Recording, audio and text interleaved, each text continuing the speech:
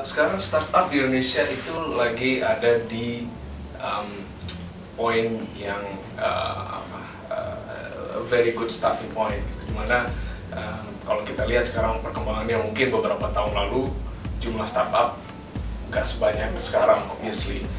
Itu satu. Dan dua, kita mulai melihat banyak penetrasi bisnis asing di startup Indonesia, mulai dari funding, mulai dari presence mereka sendiri, seperti misalnya Lazada yang asalnya dari Jerman, kemudian growth bisnis lokal sendiri seperti Tokopedia, dan juga seperti tadi funding, mulai banyaknya fund dari luar yang masuk, yang jumlahnya fenomenal, dan bahkan untuk industri konvensional yang besar pun jumlah itu dianggap wow gitu ya, untuk bisnis yang sebenarnya masih banyak tanda tanya di Indonesia. Jadi kita melihat ini ada fenomena yang luar biasa, di mana investor banyak yang tertarik untuk spend a lot of money, invest a lot of money di Indonesia, walaupun masih banyak tanda tanya di sana dan di sini, dan juga masih belum mature marketnya di Indonesia, dan efeknya juga masih belum mature government-nya dalam melihat market ini, dan masih banyak risk. Tapi kalau dibilang perkembangan startup sekarang, kita lagi melihat ini ibaratnya roket lagi mau meluncur. Cuman ya kalau roket mau meluncur kan ada dua kemungkinan kan, terus meluncur atau meledak. Nah itu yang kita harus lihat sekarang, memastikan bahwa roket yang meluncur ini akan terus meluncur sampai ke tujuan, jangan meledak di tengah jalan.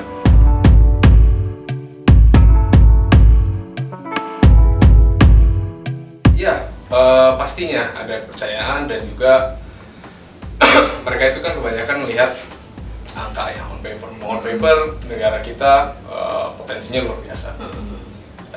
Sampai saat ini kurang lebih baru 2% total populasi Indonesia yang punya akses terhadap e-commerce atau bisnis startup.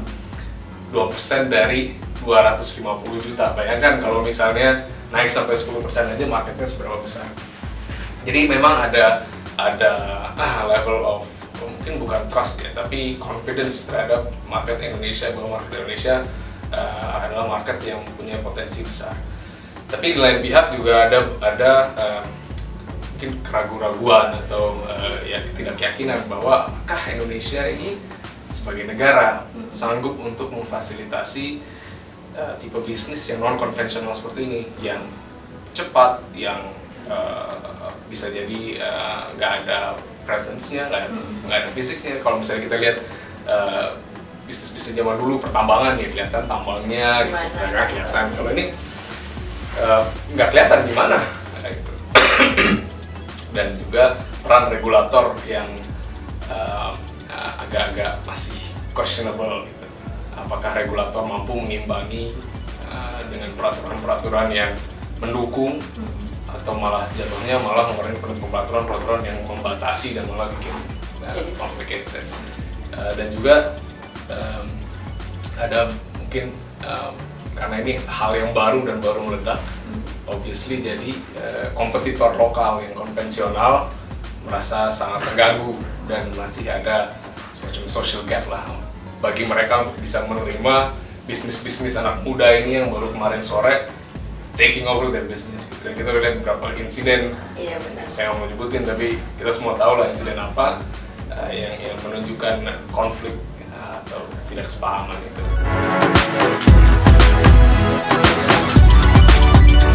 Kalau untuk legal ini ada dua perkembangan yang menurut kami agak nggak nyambung.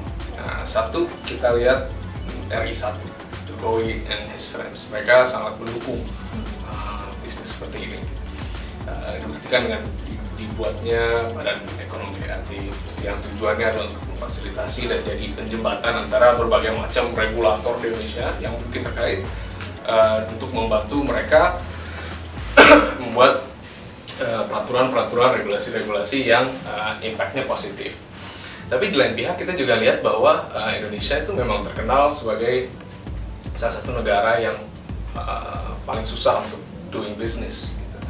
Kenapa? Karena regulatory, kita sebutnya regulatory jungle. Ada layers and layers and layers of regulations yang diatur oleh berbagai macam institution yang kadang nggak ngomong satu sama lain dan konflik satu sama lain. Permasalahan ini udah jadi hal yang umum di bisnis konvensional, dan bisnis konvensional udah majority sudah belajar caranya untuk menghadapi, dan juga karena bisnis konvensional itu bentuknya rata-rata lebih straightforward, jadi isu yang mereka hadapi rata-rata lebih simple di dalam jungle ini. Sedangkan kalau kita lihat startup, di satu sisi ada push dari government, dari presiden dan some of his friends bagi young entrepreneurs di Indonesia untuk masuk ke Indonesia startup.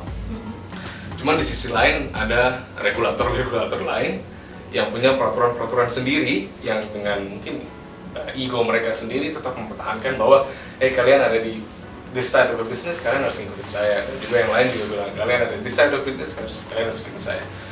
Again, saya akan pakai example insiden yang kemarin baru terjadi. Kita lihat bagaimana ada tug of war dari berbagai macam kementerian, dan ya itu terlihat gimana ya, agak aneh ya, gimana dalam satu negara menteri dan menteri saling argue, saling serang-serangan, saling punya pendapat masing-masing. Tapi that's the reality, that's the legal reality yang kita harus face dan harus coba untuk bagaimana minimize negative impact terhadap bisnisnya.